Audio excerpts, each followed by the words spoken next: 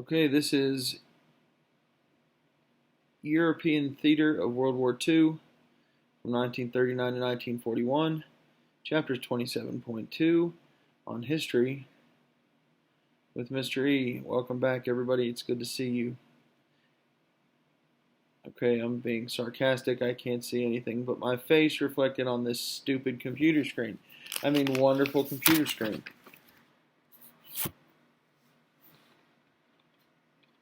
The Nazis invaded Poland. They'd already grabbed up Czechoslovakia and Austria, and the Italians taken Ethiopia and things like that. And things were getting messy. Japan had conquered the eastern seaboard of China and done terrible things there. And the Nazis marched on Poland.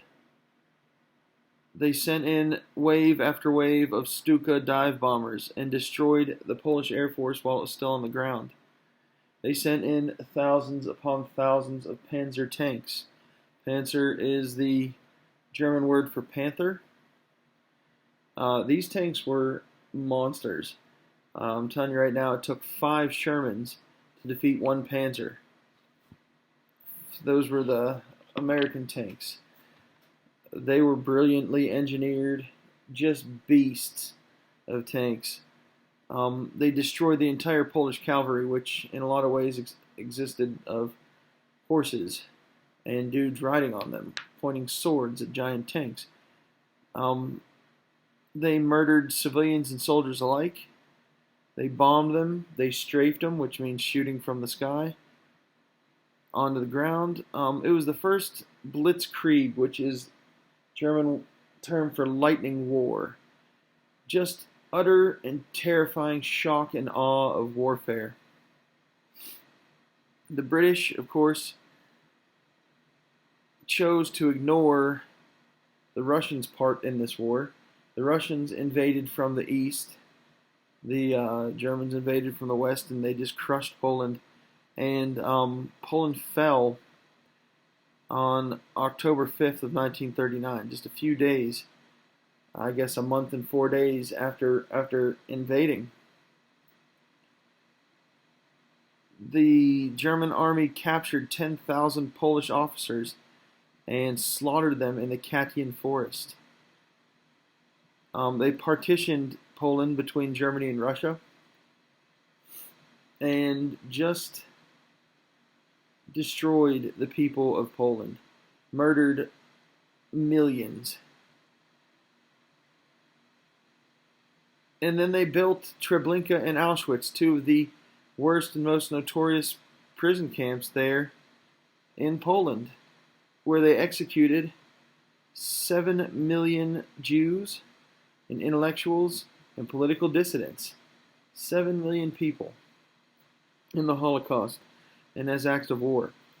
They didn't just kill off Polish soldiers or even Polish officers, which a lot of times officers were spared when the regular soldiers were killed, but they killed off everyone that they thought could stand against Germany. And they also killed off the intelligentsia, the professors and the musicians and the artists in Poland, and to destroy the intellectual people of Poland as well. It was a terrible, terrible, terrible act of war. They set up a new social order and sent Poles, Russians, Czechs, French, and any others to work in their concentration camps. And then the war stalled a little bit in what they called the Sitzkrieg, where France sat at the Maginot Line and the Germans sat at the Siegfried Line and basically went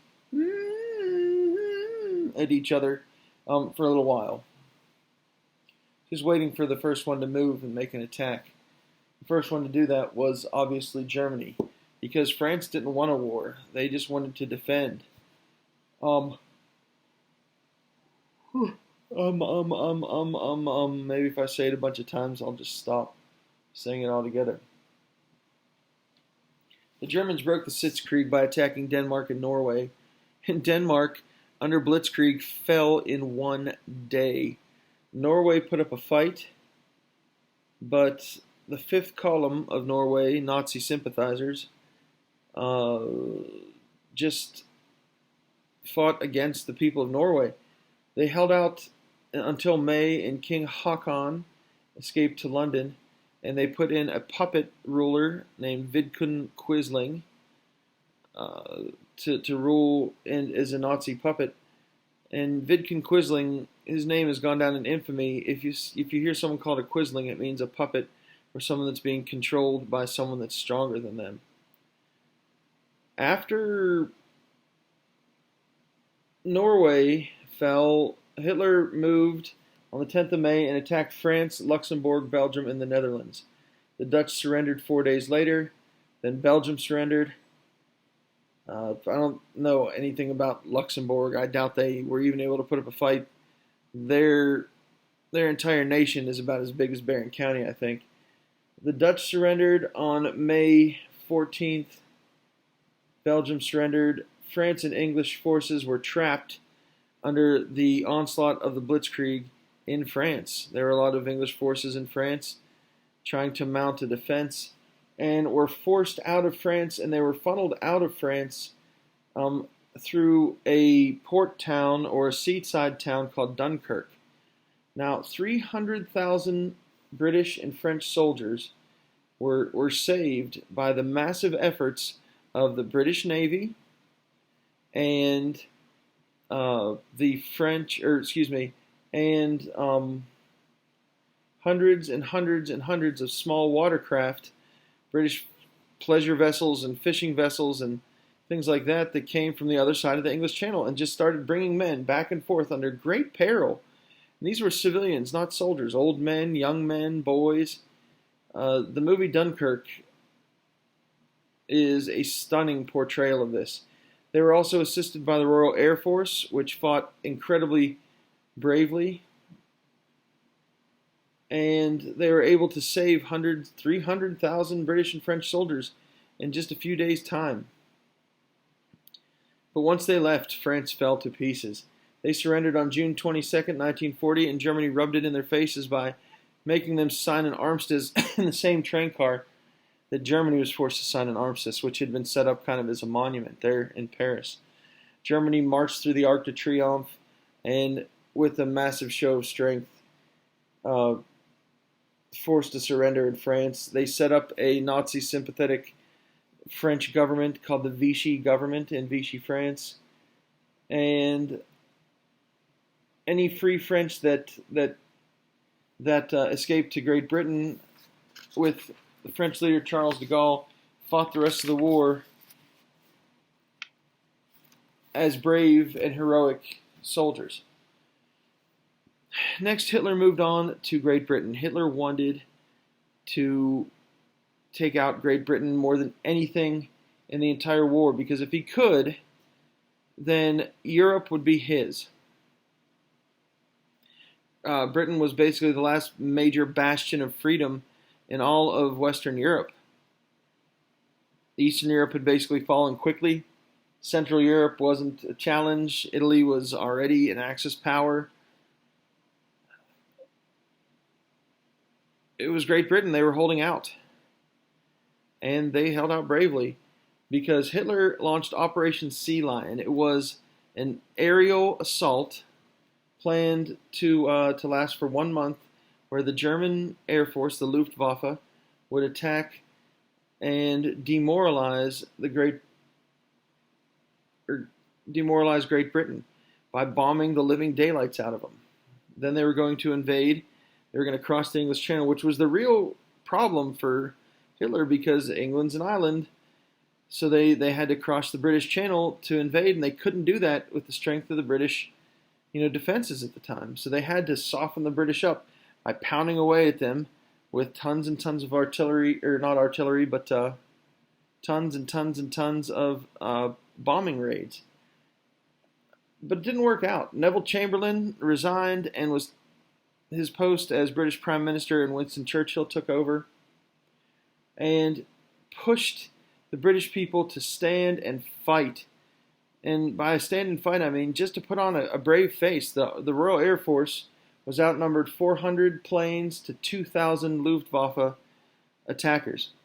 But they were so brilliant and heroic in their fights that Germany actually had to quit fighting during the day and only make bombing raids at night. Winston Churchill used that to his advantage because during the day when they weren't being bombed, he would encourage the people, especially of London,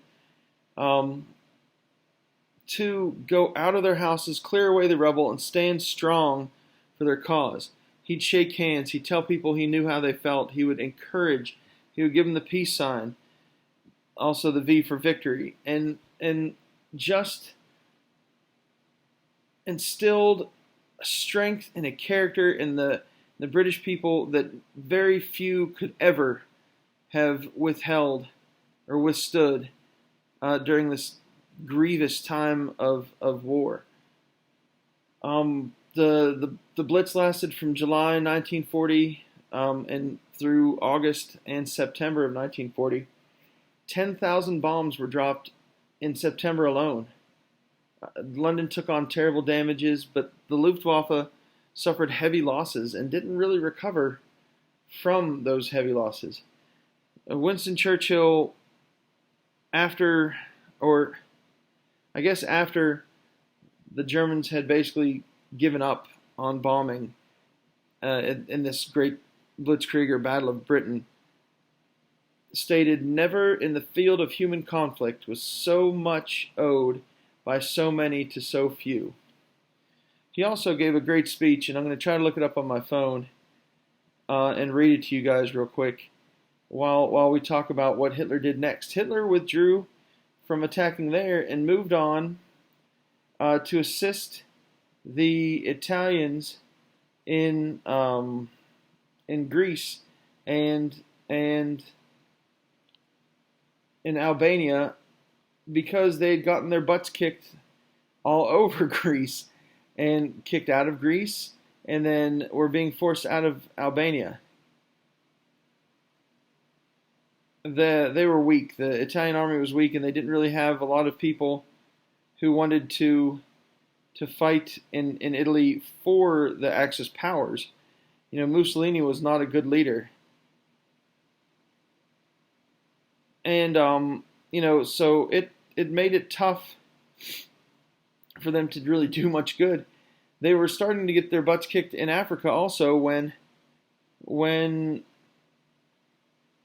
Hitler kind of bailed them out. He sent a massive motorized infantry to North Africa as the Africa Corps, led by General Erwin Rommel, the Desert Fox, one of the great military strategists and leaders. And I'll even say that even though he was a Nazi, he was a brilliant strategist.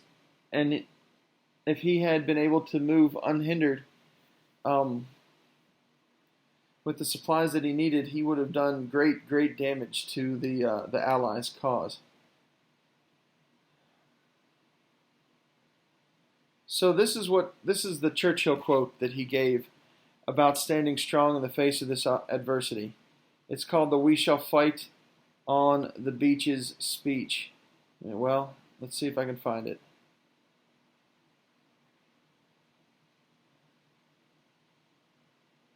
I had it just a second ago.